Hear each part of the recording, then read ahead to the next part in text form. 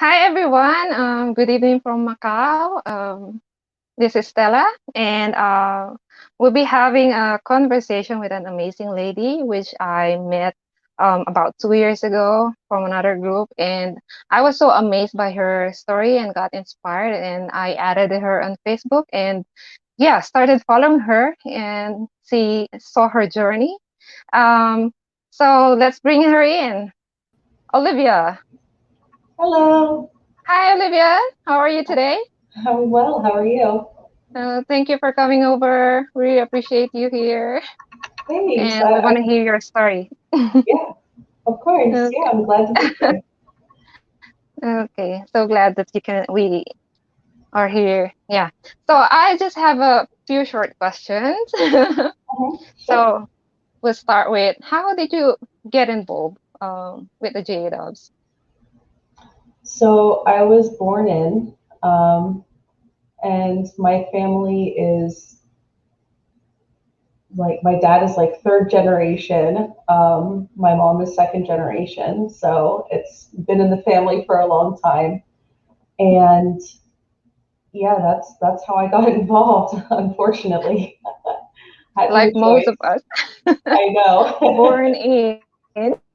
Yeah, Well, yeah. So right from the cradle.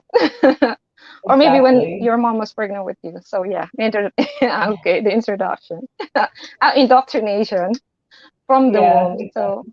so how was your life as a Jada? Did you enjoy being a Jehovah's Witness? I guess I did because I didn't really know anything else. Um, so my family was very active. We grew up near Bethel, kind of, so I felt like there was a lot of added pressure in that Mm-hmm. aspect. My dad was the coordinator of our congregation for many years, and it was always expected of me when you graduate high school, you are going to be a regular pioneer.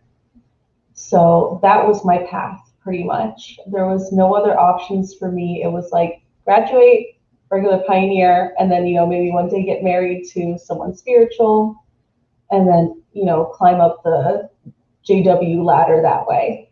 So, Uh-huh. yeah, that was just the expectation, unfortunately. Mm-hmm. No encouragement to pursue higher education. Oh, no, actually, very discouraged. Every time there would be a young one in our congregation that was thinking about college or that went to college. Like I remember one of the girls I grew up with, she ended up going to a local university, and she was so harshly judged by not just the congregation Oh, but also my parents. So it was always ingrained in my mind, like you are not going to college because this is just not for you. uh-huh. Yeah. Oh, what a daunting thing for Yeah. young ones.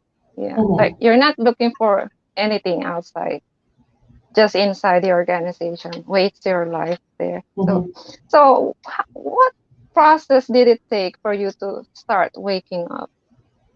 Oh, well, that's that's a big question. So, Uh, um, I okay, you guess, can chop it up.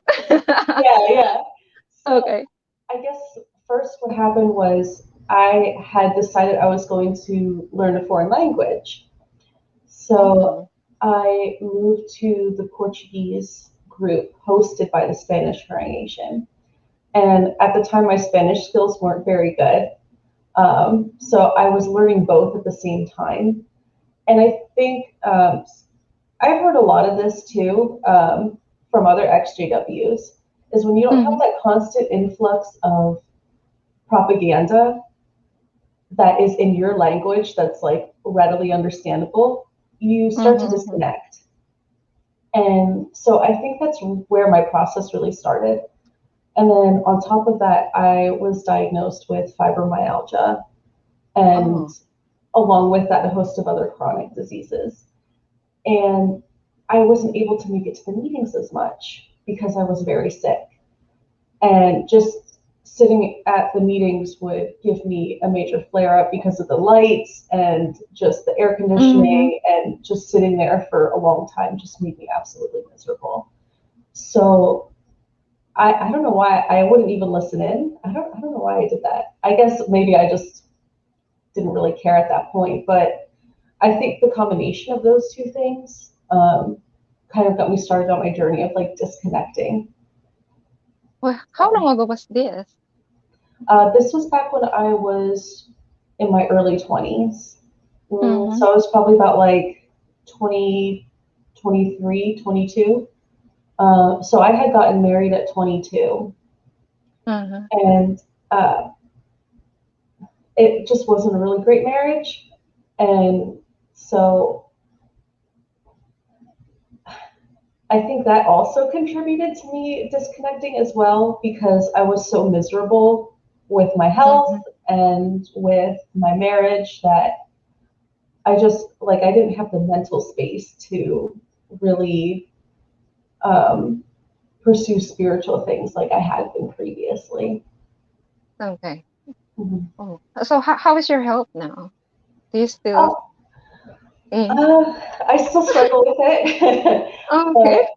but I would say it's a lot better than when I was in my early 20s. I definitely have my routine now. I know what my triggers are. I know how to prevent having flare ups for the most part. Um, Mm-hmm. and then, like, with my other symptoms, like, I have like stomach issues too. So, like, I'm working with a nutritionist. But it's just really a continual process. It's always going Mm-hmm. to suck because chronic conditions are just like that. But you power through it, I guess. Oh, yeah. So once it's in you, it will never leave. It's part of you now since you Mhm. got diagnosed with that. Okay. But you're coping Yeah. very well. That- Yeah, I would Okay. say so. That's nice. As long as I Okay, keep my that's nice. stress levels down. Uh-huh. But Yeah. I cannot relate to that because I don't know how it feels to have that. Uh, yeah. But yeah, it's good that you are coping very well and you're able to enjoy things. Okay, Yeah. that's good. Okay. Yeah, for Well, sure. so yeah, when you started waking up, do you have any struggles about leaving the J-Dubs? I think my main struggle was at the time leaving my ex. So Um, I was married for about 2.5 years mm-hmm, when I decided that I just couldn't take it anymore. Like he was emotionally abusive, and he just was very critical and demanding, and it along with my health issues, it had just sent me into this like deep depression. And I just realized like I don't know. So I had taken a trip to Japan before I had left, and I realized that I didn't want to come back home. And I mm-hmm, think that that was my main um, wake up call. It was like, hey, you're really unhappy with your life. Like, you really don't want to go back. And so when I got back, I was even more depressed because I was like, well, I have nothing to look forward to now. This sucks. mm-hmm. But that had gotten me like kind of in the process of thinking like maybe I need to make some changes in my life. And I knew that the main change I needed to make was to leave my husband. Mm-hmm. But I also knew along with that would come leaving my family behind, leaving my friends behind. Mm-hmm. And I was willing to do that temporarily to get out of marriage. So Mm-hmm. I had every intention of leaving, getting this fellowship so that, we could both be free, get it done and over with, but then That's the coming only right way. back. Yeah. Yeah, exactly, unfortunately. Uh-huh. But then coming right back and being reinstated as soon as possible. Like I had no intention of staying out. And I think after I left him and I moved away, it took me time to really like get those thoughts out of my head like, hey, maybe you shouldn't like do some research, maybe you shouldn't go back. Mm-hmm. Yeah. Well, were you partly shunned when you left your husband, when you separated from him? Did you experience that? I experienced it actually before I left him, Oh, which was funny. So I like before I left him, I was already like not really going to meetings very much. Like everyone kind of knew that I wasn't doing well and spiritually. You're weak. spiritually, spiritually Okay. and mentally, which is the sad part because Mm, it's like you would think if someone's not doing well spiritually and mentally, you would want to give them support. I received no support from my family, no support from the people that I had called my friends. I'm not even going to call them friends because, like, they were just horrible. Like, they yeah. started funning me. And I hadn't even done anything at that point. But it was because I had the intention of leaving. And that was just a huge no no. And I was in the Mm, wrong because I wanted to leave, not him for being emotionally abusive and being manipulative and being a horrible person. It was me who was just trying to get out of a bad situation and just trying to mm. protect my mental health. So it was just really sad that like I had zero support, even from my parents, and it just was not fair at all. That I can relate with. I had the same experience about 10 years ago when I separated from my husband. I was also, I can call it softly shunned by the congregation because, when you leave your husband, you're going to be treated as a bad influence for the other sisters. Like it's going to give them something, oh, she can leave her husband, so we can live. Yeah. Yeah, so I became like a threat to the other sisters. So I I noticed it so quickly, the change of attitude toward Mm-hmm. me. Like It's it like was so night and day. sad. Yeah. Yeah. Yeah. I mean, even though I didn't do anything wrong, so I was partition, and it affected my kids as well. Like they're not looking forward to going to the Kingdom Hall. So I Yeah. became physically out, mentally in J-Dub at that time because nobody's accepting me, nobody's supporting me. So I might just as well step back. So that's what happened to me. Yeah, Yeah. yeah, yeah. It's the same thing. Even though you're in the States and I'm in Asia, it's the same thing. Same That's what attitude. they do. Yeah. Yeah, same attitude, same attitude. So Yeah. how did you end up in Singapore, by the way?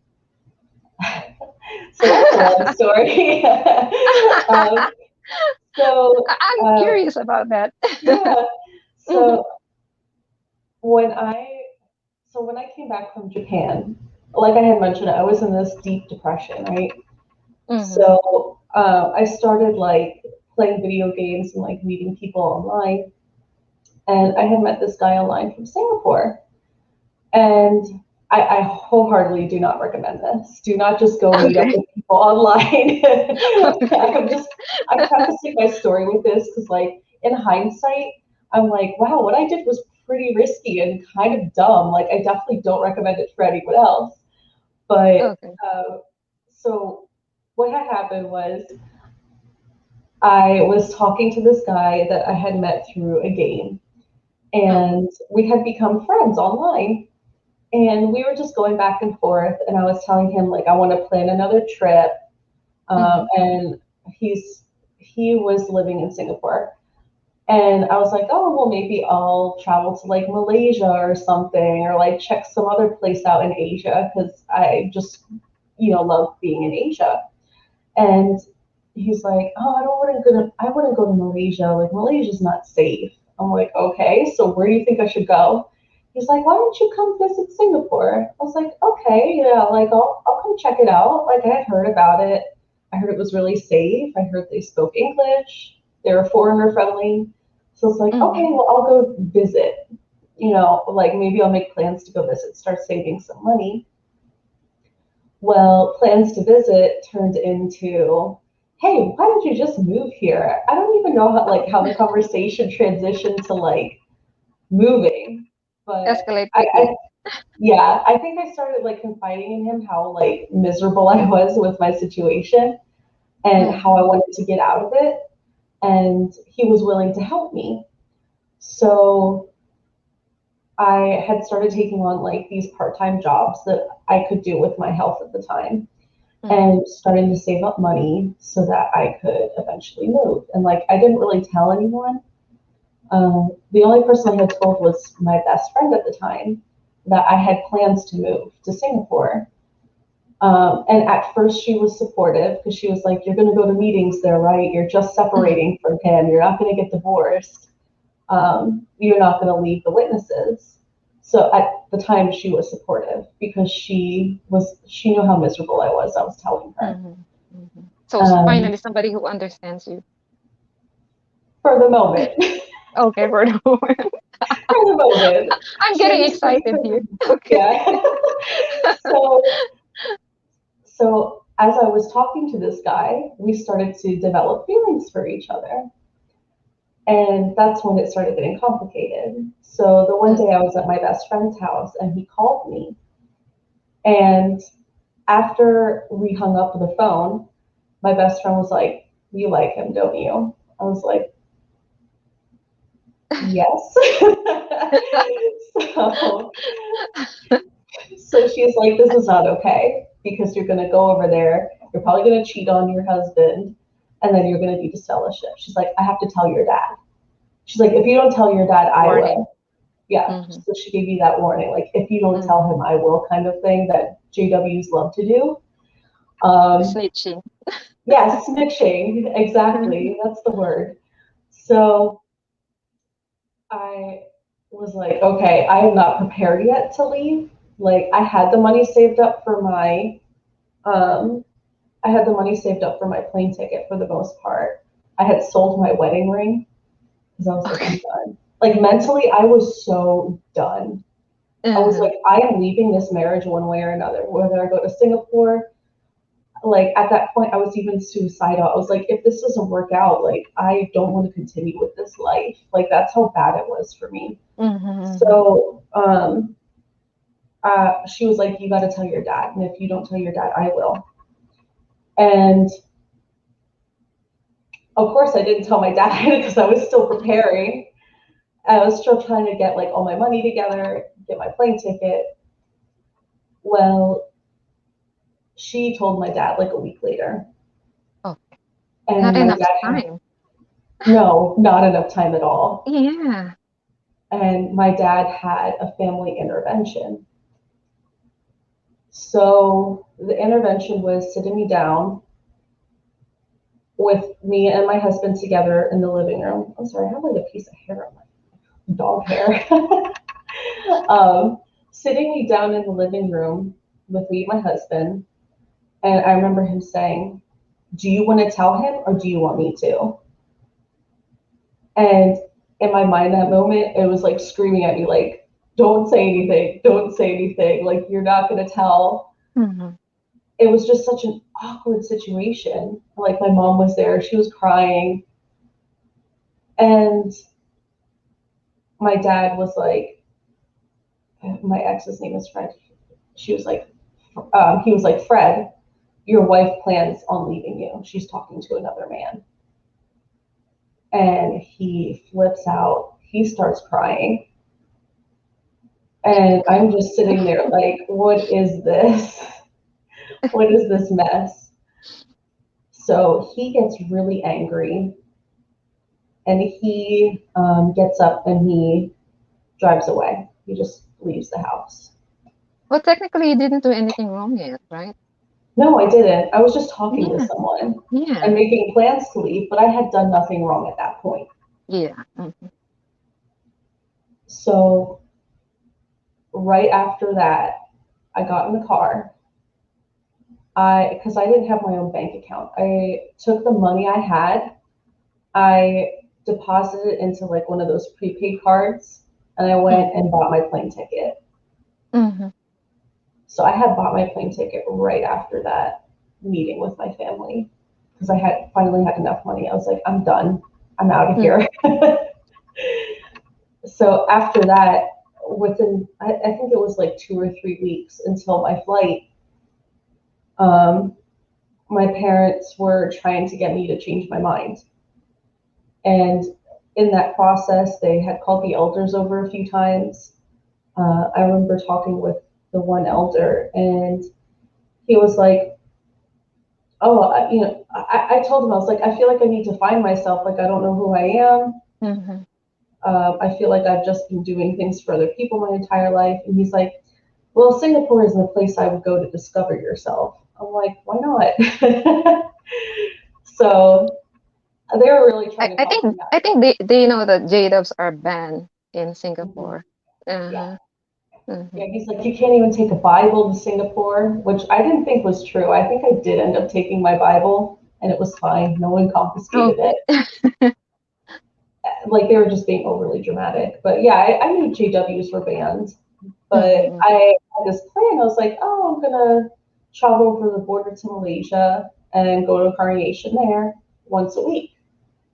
Mhm. It wasn't a really good plan because it would have been really complicated with my like I would have been a tourist going in and out of Mhm. Singapore and Malaysia every week. It just would have been weird. Uh-huh. Um, anyway, so the elders were trying to talk me out of it. My parents were trying to talk me out of it. And at the same time, I'm still talking to this guy in Singapore. And he was telling me he was into like some illegal stuff. And Oh. I'm like, okay, in Singapore, that can be anything. That could be like selling chewing gum. Uh-huh. So I was like, what is this guy doing in Singapore that's so illegal? Because there's really not much you can do in Singapore that's illegal. They're very strict there. They're very strict. Like, Yeah. if they catch you with any sort of drugs, like, it's death penalty. So, like, I Mhm. don't think Mhm. he's a drug dealer. I mean, that would be really, really stupid. So I didn't think he was into anything really serious, but he was like, yeah, like right now I'm doing some illegal stuff and I'm in the process of like quitting. And Okay. I have to go to Malaysia for a few days to talk to my boss. And I was like, this Mhm. is really weird, but okay.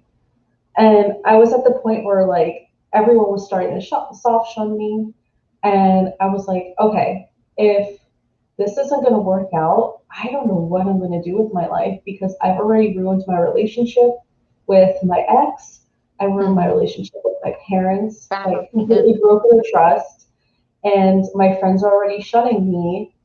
And I'll probably at least get reproved because, me and this guy were sending messages back and forth. And like, I just don't think this is going to end well. So, right around the time that he told me that, it was like a week before my flight. Um, it like everything was just falling apart in my own life. Mhm. Like And there's he's no like, way for you. yes, No other there's like way. Uh-huh. exactly like this had to be Singapore.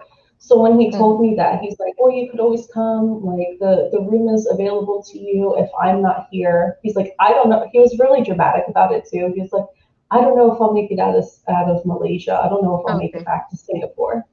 But he's like, "But you're welcome." And I'm like, "Well, I don't really have resources in Singapore. Like if you're not there, then there's no point in me going." Mhm. So uh, that at that point was like the lowest point for me mentally. And I remember it was like a Saturday morning. I was supposed to go out preaching, and I was laying in bed just sobbing. And my mom came in. She's like, "What is wrong?" I'm like, "I'm not feeling well." I'm like, I want to kill myself. I, I'm like, I don't want to be here anymore. Mhm. So she had been pressuring me to go to the mental hospital because she thought it was all in my head. She thought, oh, your meds need to be adjusted. So finally, she got her moment, and she's like, But okay, well, I'm taking you to the hospital. it's like gaslighting you in the process. What It she is. Yeah. Uh-huh.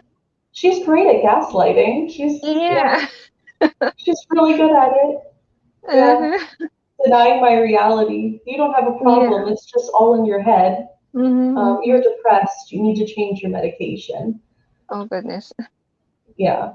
I think because she also didn't want to take responsibility for the harm she was causing as well. That's a Mhm. whole other story. Anyway, so she took me to the hospital and they admitted me for a few days just to watch me. And while I was there, they had me talk to a therapist. And essentially what the therapist had said to me was like, "You're fine. Oh. You're just under stress." And what's Uh-huh. funny is at the time I told her I'm a Jehovah's Witness, and she was like, "Oh, I see." She Uh, didn't say anything else. She was just like, "Okay, I see." And like in hindsight, like looking back at it, she I'm knows. like, she knew. She She knows. knew it was up. She knew it was up, but Mm-hmm. she didn't say anything, which I almost wish she would have at that point. But so when I was in the hospital, they take your phone away from you. So I was having this crisis where like I couldn't find out how my friend was doing in Singapore, if he was okay, it made it back, and I was freaking out. So I told the Mm-hmm. therapist all this, and she's like, "Okay, well we'll let you have your phone for a little bit." So I checked my phone, I checked my email, and he had emailed me. He's like, "Hey, I'm back in Singapore. Is everything okay? I haven't heard from you in a few days. Just let me know what's going on if you're still coming," because it was like a week before the flight. Mm-hmm. And I messaged him. I'm like, "I'm fine. I'm so glad you're okay." I'm like, "I'm so happy right He's now." alive. Yes. So like I had a break from my family for a little bit, and like everything was going okay at that moment. You Uh, see a light at the end of the tunnel. yeah, the light at the end of the Yeah. tunnel, exactly. So I had gotten out. Well, okay, so when I was in there, I had written the whole story down because I'm like, I've been gaslighted so much. I don't think I'm going crazy. So Mm-hmm. I wrote everything down and I put it in like my personal folder. Like they gave me like this folder of like stuff. I don't even Mm-hmm. remember documents. And to me, that was like very personal, right? So I get home and they separated me and my ex because my ex we had lived upstairs from my parents. Like we rented Mm-hmm. the top two floors. Well, he was up there, and then they had me in the basement, which was my brother's room at the time. So they had me staying there. They flew my aunt in from Florida, my dad's sister, and they were trying to all convince me to like not go. They got the Bibles out. They were reading me scriptures. Goodness. Yeah, they were Bombarding like, you. yeah, bombarding Ganging me. It up was on you. yes, exactly. And Uh-huh. it was totally, I mean, I was overwhelmed. Suffocated. The word is. Exactly. Yes, Uh-huh. suffocated. Um, so I was in the basement. I was staying with my aunt, and I guess my mom had found that folder, Mm-hmm. and she read Oh, through everything I wrote down, they're good took at that. took pictures of it, Oh shit. and sent it to my ex. My ex did not handle that well at all, obviously. And Uh-huh. it was just a total invasion of privacy. I felt so violated after that. Mm-hmm. And not only that, like they had hacked into my email, they hacked into like all I my can like imagine. Facebook, my chat accounts, Mm-hmm. and changed my passwords Oh. because they didn't want me contacting this guy. Uh-huh. They took my phone away. Or no, they didn't take, yeah, they did. They took my phone away. They took my computer away. They took the car away so I couldn't go to my job Everything. and make money. They took everything away from me in hopes that Mm-hmm. it it would like push this thing out of me. When in fact, like by them taking away my autonomy, I wanted to go that much more because I was like, how do I live like this? How do I live without the trust of my parents or the Mm-hmm. trust of my ex? And how do I live with the fact that they broke my trust like completely? So after a few days, my ex was like, "You know what? I don't think it's right that your parents took your phone away, so I'm going to give it to you." He was sitting in our living room. He pulled up the cushion and he pulled my phone out. I'm like, "It Oh. was right under the cushion." All the I was time. I was so mad. I'm like, it was right there. Oh, I was so mad. Anyway, so he hands me Oh, my good. phone, but my brother changed the Wi-Fi password, being the little. Oh, my brother is another story. He's Okay. not. He's not. Okay. He changed the Wi-Fi password, and he's the one that helped my parents hack into all my accounts too. So he changed the Wi-Fi password, so I couldn't even access the internet to like call this guy, and they had shut my phone off as well. Okay. Oh, So goodness. what I did was I would be like, because my grandmother lived down the street, I'm like, oh, I'm gonna walk to my grandmother's today. Well, he changed the password at my grandmother's too, so I had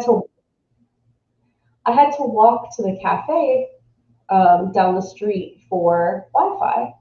So that is how I would contact this guy. And I was like, yeah, I'm still on. Like, we're still good. I'm still leaving for Singapore.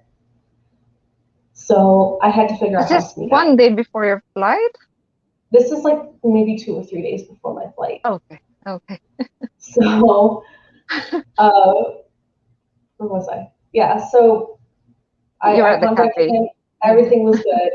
We were still on. Okay. The problem was trying to escape from my house with no car because my parents Mm-hmm. took my keys away. So the day I was supposed to leave, I packed everything in my duffel bag. I put it in one of those big, like blue IKEA bags, covered Mm-hmm. it with coats, and I told my ex that I was going to go to see my massage therapist. I was going to have my Mm-hmm. weekly massage appointment, Mm-hmm. and I had my bag. I was like, oh, I'm also going to stop and donate these old winter coats. Oh, Yeah. So ready excuses. yeah, so I put my bag in the trunk with my old winter coats in it. And this was actually the day before my flight because my flight was at in the morning at like 7, 8 in the morning.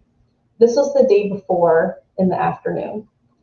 So, and I also told them I was going to stop and get something at the grocery store. So this gave me enough time where like I could be gone for a while and they won't know that I'm gone. Mm-hmm. So I get Mm-hmm. in the car and I drive over to the phone store. I get a new phone number and I print out my plane ticket. Because I'm Yeah. like, you know what? I don't trust just having it on my phone.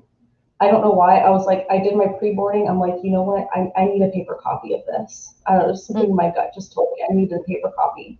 So they printed out my boarding pass. So I get to the airport. I lived in Eastern Pennsylvania at the time, like Allentown. And so from Allentown to Newark, New Jersey, where the flight was, it's like an hour and a half. Okay. Long So drive. yeah, it was a bit of a long drive. Mm-hmm. So I got up there. By the time I got up there, that's when they were starting to wonder where I was. And they were trying to get a hold of me. But I had changed my phone number, so they couldn't call Wise me. girl. Yes. Yeah, they couldn't reach me. They didn't know my new phone number. So I left everything in the car. I parked the car at the airport parking lot. I left everything I didn't Mm-hmm. need in the car. And I think I even left the keys in the car because I'm like, I Mm-hmm. don't need the car. I'm done with it. And I went into the airport and I waited. It was probably like 7 in the evening. Mm-hmm. I waited in the airport until midnight. And I waited Oh. in like the baggage claim area because I'm like, if someone does come looking for me, they're not going to go to baggage claim first. Mm-hmm. I Mm-hmm. don't know. That was just my idea. Anyway, so I waited baggage claim until midnight. And then I knew at midnight I was able to check in and go through security. So midnight went through security. And at that point, it was just like this big, like, relief. Like this Mm-hmm. wave of calm just came over me because I'm like, okay, I'm past You've security. done Like, it. Uh-huh. yeah, I've done it. Like they can't get me here. They can't get past security unless they buy a plane ticket. I'm like, I'm sure they won't Mm-hmm. do that. So I waited all night in the airport until my flight. So I go to check in for my flight, like I go to board the plane, and they're like, we don't have you on the like the Oh, roster. And I'm like, I have my boarding pass printed out right here. I don't know what you're talking about. And they're like, okay, that's odd. No problem. We'll add you right back on. So I got on that plane. I had two other layovers, one in Chicago and one in Tokyo. And each time the same thing happened. They're like, you're not on the roster, like I don't see you here, but we'll add you on because obviously like you got here somehow. So that ended up not being a non-issue. Like I got on the plane okay because I had printed out that boarding pass. good for you for printing that out. Yeah. So I made it to Singapore. Um, I had about $20 in my bank account because I wasn't able to work beforehand. Mm-hmm. And right when I landed in Singapore, my friend picked me up. And from there, like I had to find a job and figure out how I was going to support myself. Mm-hmm. And it took me about a month to find a job. I applied for like over 700 jobs. And the problem was that to get a specific pass, Mm-hmm. they didn't have like it was harder to get the pass that I needed because I technically didn't have the schooling for it, but also like they don't give you like they only give you a certain allotment of those spots for each Mm-hmm. employer, and you have to have a certain amount of employees. So it's just really Mm-hmm. specific. It did take me a while to get a job once I got there, and but once I found a job, I was like, okay, we're good. I got a Uh-huh. job. You got a We're place. Yeah. I have a place. I'm safe. Mm-hmm. Mm-hmm. Um, yeah, so that was my journey, just getting out of the country. Run away. Run Run away. away. Yeah, Yeah. run away from home. Adult Yeah, version. successful run away. Yeah. So, so see, did you like your stay in Singapore? How long did you stay there, by the way? Singapore. So the first time I was there for 3 months. Uh-huh. And what happened was the job didn't really work out. It was like commission based. It was at a staffing agency, Mm-hmm. and I was not doing very well with making commission. So they let me go, which was fine because that job, it was draining me. I mean, I was getting Okay. up at like 5 in the morning, getting on the subway for an hour, working until like 8 at night, getting on the No. subway back home for another hour, Mm, and then just going to sleep right away. okay. No So, time for yourself. no. And then I had to work weekends as well. Mm-hmm. So I was like, this is not really going to work out. Anyway, um, so I was there for another month, and then my parents bought my plane ticket back home because they just wanted me to come and like settle everything. They didn't want me to back with my ex, but they wanted me to come and settle everything. And but in the meantime, I was meeting people, I was like dating, I was having a good old time. You're Uh, enjoying it. I was enjoying my freedom, Yeah. and I had met my husband now. Um, so we were just friends at the time, um, and like didn't expect that it was going to go anywhere because he knew I was moving back to the States, Mm-hmm. and like I didn't think I was going to be back in Singapore. So we just knew it was very like temporary, and we were just gonna have fun with each other, hang out.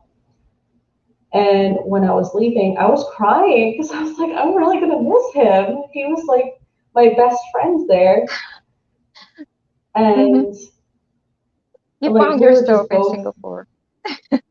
yeah, we were just both Mm-hmm. so torn up about it. And so I came back. I met with the elders. I got this fellowship officially because the elders had also been harassing me while I was in Singapore. They kept calling me.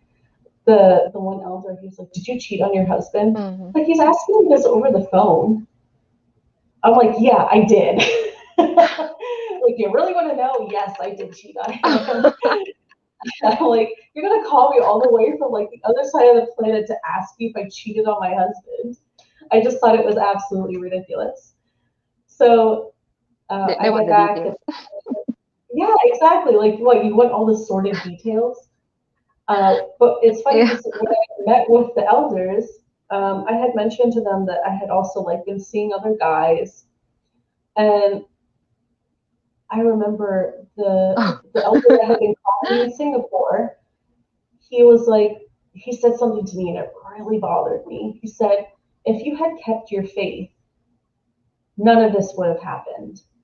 Like something along those lines, and that just like dug into me because I'm like, none of you supported me when I was in a deep depression.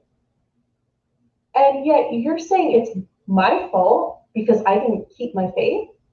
This is not my fault. Like Another, in the back of my mind, I knew like this was not my fault. Like I didn't feel bad for leaving my ex at mhm. all. And he was making Another me feel like gaslighting. exactly. He was making me feel terrible for it. So I think that that is where it really started for me to like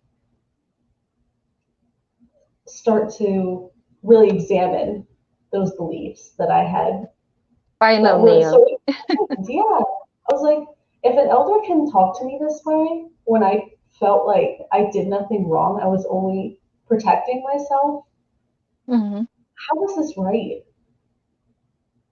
So that was kind of in the back of my mind for a while. And my parents decided that they wanted to send me to Florida to Hmm. start fresh. I had already done like job interviews down there. I had a job. They found me a room to rent. So I was all set to go. I had my car, I had my job, I had my apartment, and I was just going to Be there. uh, just be there and like try to work my way back to being a witness. Hmm. And the thing that really bothered me was, A, my family, I had family down there. They wanted nothing to do with me, obviously, because I was disfellowshipped. Hmm. But I think that really hurt because I was really close with that part of my family. And that just like was like digging a knife in me. I, I Hmm. don't. It was really hard for me to not be able to interact with them being down there. And Hmm. then um, my mom had said something to my friend, one of my other friends that was also disfellowshipped before me, because she left her husband. She had said to her, "I think it's better if she's down in Florida." Almost like she didn't want to deal with me, She and decided that for you. yeah, and that really hurt as well. So it was just my family like just casting me off. And Yeah. I just completely felt unwelcomed in my own family. And Push you further away. yeah, so they shipped me away to Hmm. Florida and they're like, see ya, have fun, get your life together. Hmm. And I was extremely lonely. But at the same time, I was also still talking to my husband, Hmm. you know, That's good. That's good. in Singapore. So we were still communicating. He would wake up early every morning to call me. And so we would chat every day. And he was like, why don't you move back to Singapore? I was like, oh, but I just moved to Florida. Like, let me save some money. I want to make sure like I have some money saved in case things go wrong or whatever, because I'm not going to rely on my parents. Hmm. So I was like, give me 6 months. So 6 months turned to 3 months. 3 months turned to 1 month. Oh. 1 month turned to, hey, why don't you just come next weekend? He's like, I'll just buy your plane ticket. He terribly So missed you. yeah, we both missed each other. So it was a Uh, huge leap of faith. I was like, I have no idea how this is going to work out. But I know like I really care about him and he cares about me. So I moved back to Singapore and I lived there for another 9 months with him. And we came back to the States and got married. And then that's oh, it. That's our story. happy, yeah, happy ending. Yes, for Oh, sure. so And so oh, sorry, go okay, ahead. go on. No, go No, ahead. no, you go on. I was just Um, gonna ask. After uh, that is when you started going back to school. yeah. After. So Uh-huh. I started when I was in Singapore. When I left, I knew I wanted to be a teacher. Mhm. Because even when I was a witness, I was like, I really want to be an English teacher because then I can like move anywhere in the world and I can teach English. Um, Dream job. so yeah, so that was my Uh, goal. I was like, I'm gonna move somewhere. Like I really wanted to go to Japan. It's like I want to mhm. move to Japan and teach English. So I started my degree when I was in Singapore, and then when I came back to the States, I was working full time and doing my degree online, my bachelor's degree. It was a lot of work. Yeah, Yeah. So you finally yeah, you achieve your dream, getting a yeah, higher education. Yeah. And yeah, somebody for sure. encouraged you. I mean, your husband encouraged you to do that. Yeah, he was a huge Oh. encouragement. He was also a main reason why I woke up. Uh-huh. Was like he had never heard of the witnesses, and I kept thinking like he is such a good person, and like he has such a good heart, but he's not a witness, Technically, and he'll be dead in Armageddon. exactly just because he never had the chance to hear about Jehovah's Witnesses because Mm-hmm. they're not really much of a thing in China. I'm like this just isn't really fair to him. So that's when I really started questioning my beliefs. Plus, he's atheist as well, and he's really into science. And so I started doing like a lot of like scientific research and Mm-hmm. like educating myself, and it just slowly devolved from there. I'm like my beliefs just started crumbling, Mm-hmm. and it was like I don't even know how to explain the process. Like I even found out about like JW facts. Like I was looking on the JW facts website a lot. I was watching like Lloyd Evans videos at the Mm-hmm. time, and it just all started falling apart for me. I'm like, I can't go back to this. Yeah. It's like a domino effect. Once you Mhm. go out there and do your research, everything will fall down. Mhm. Everything will tumble down. Yeah. Same thing that Exactly. happened to me. Once I Yeah. started going over the fence, there's no Yeah. going back. There Yeah. is no going Yeah, back. there's no going back. So I'm so happy with your story. It's just so touching, you know. Thank you. Yeah, that's a long journey from being miserable and depressed, and look at you right now. Yeah. You're like a different person, especially that I, before and after picture yes. you sent. Yeah, you look so amazing, goodness, and so Thank healthy you. in that picture Thank and you. glowing. I Unlike feel with the so other. much healthier, mentally and Yeah. physically. Yeah, Uh-huh. I think we all have to start in our head. Get it fixed first. for And our sure. body will follow. Yeah. Yeah. So And I much think happier. just like getting started is the hardest part, I think. Like for me, getting started with school, like knowing where to start, I Mm-hmm. think it's just the hardest part of making changes. Uh-huh. So I guess like my advice for anyone is if you really want to do something, sit down, come up Mm-hmm. with a plan, and just do it. Like it's gonna be hard. I had read this article around the time I left that like completely changed my life. Maybe I'm being a little dramatic, but um, when I read that article, it said that no matter what you do in life, you're going to struggle for something. Oh, there's my Mm-hmm. pictures. Yeah, I look miserable in that picture. You're I so look, beautiful oh, in the thank now. Yeah. you. Thank you. Sexy. Um, so the article said, like, no matter what you do in life, you're going to struggle for something. Mm-hmm. So pick your struggle. If there's something in life you really want to do, figure out if that's what you want to struggle for, and then just go Mm-hmm. do it. Mm-hmm. And that just completely changed my mind because, like, I knew I wanted to go back to school. First, I didn't think I was smart enough, which is ridiculous. Mm-hmm. Second, I didn't think that, like, I just didn't even know where to start. I'm like, how do I get into college? I didn't take the SATs. I have like my high school scores weren't that great, but I came up with a plan, and I'm like, you know what? It's going to be really hard, but this is the struggle that I want to take on, Mhm. and it ended up working out perfectly. Mhm. So I guess that's like my advice to anyone. Just like figure out what you want to struggle for, because no matter what you do, if you don't if you don't get that degree, or you don't pursue your dream career or whatever it is, you're going to struggle with those feelings that like, oh, I should have done more, or you're going to Mhm. struggle with like being at a job that you hate, or like doing something that you're not passionate about. So that's going to be your struggle. So either way, you're going to Mhm. struggle. You got to pick Mhm. one. So And yeah, so just do it. Believe in yourself exactly. and just do it. Yeah. Nike. I Yeah, think just do it. finally you found yourself. Yes. Yeah. You have the courage. Yeah. It took a long time. It definitely was a really hard process. And I think, you probably had this experience as well, where just trying to, what word am I looking for? Trying to like get rid of those beliefs that are so Mm, ingrained,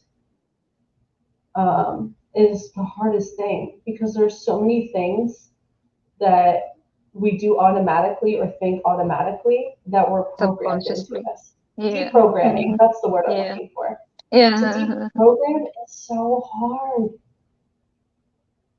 And I think that that is the hardest part, is because there's so many things in your mind that, like, even just being told you're not good enough, you always have to keep doing more.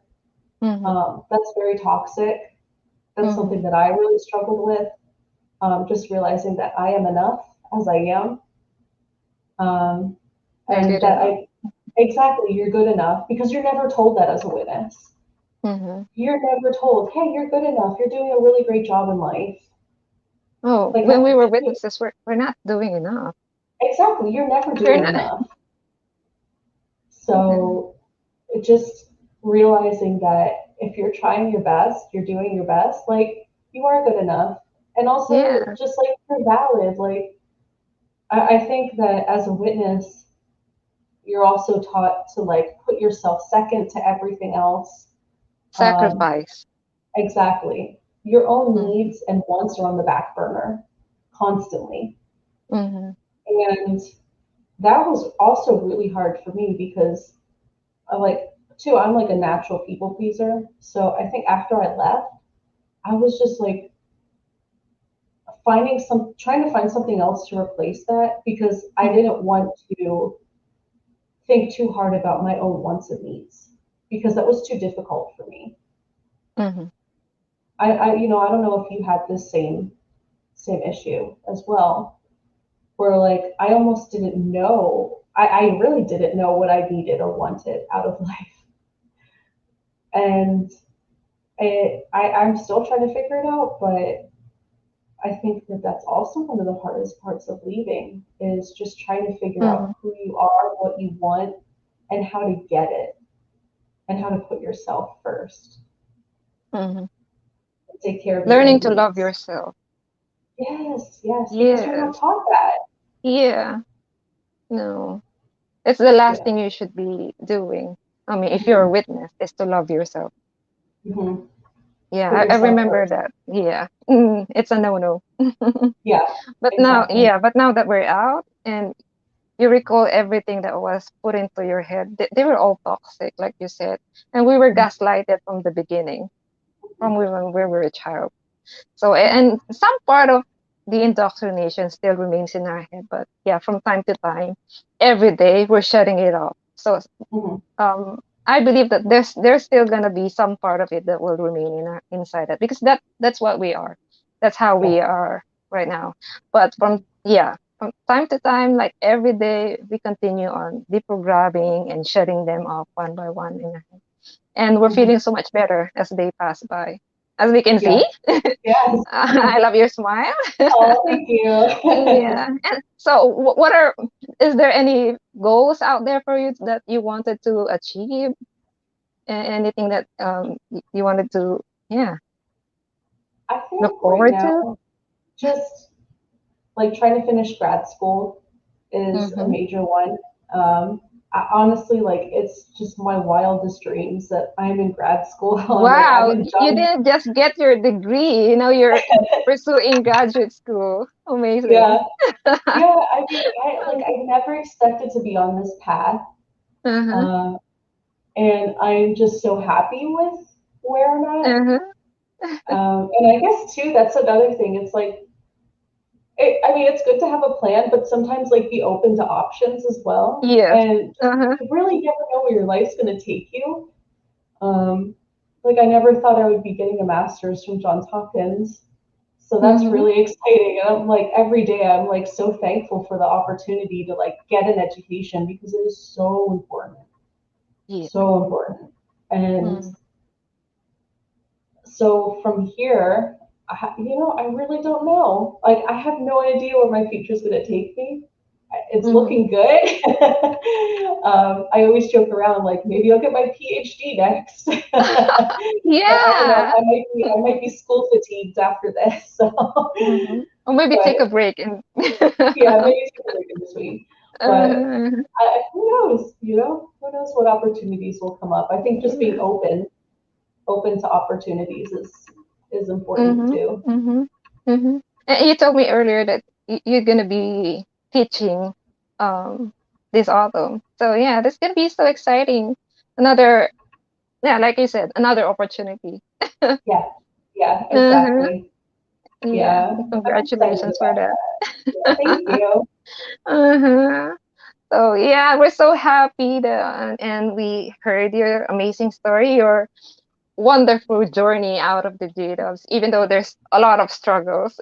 Yes. And yeah, but finally, look what we have now.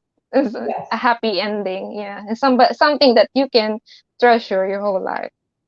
You Yes. have, yeah, you found yourself. You found the man of your, yeah, like yeah, you found the perfect guy. Yeah, he's great. Yeah, you have, Great guy. you also have a new house, right? Yeah, we just Hmm. moved into our first Yeah. house. Hmm. So much Yeah. achievement, and now you're gonna be starting teaching soon. Yeah. Uh-huh. Aside from, yeah, continuing your graduate school. Yeah. Yeah. So Yeah. so busy. Yes. So much happy. Yes. Okay. Is there any final word that you want to tell everyone out there? I mean, any words of encouragement?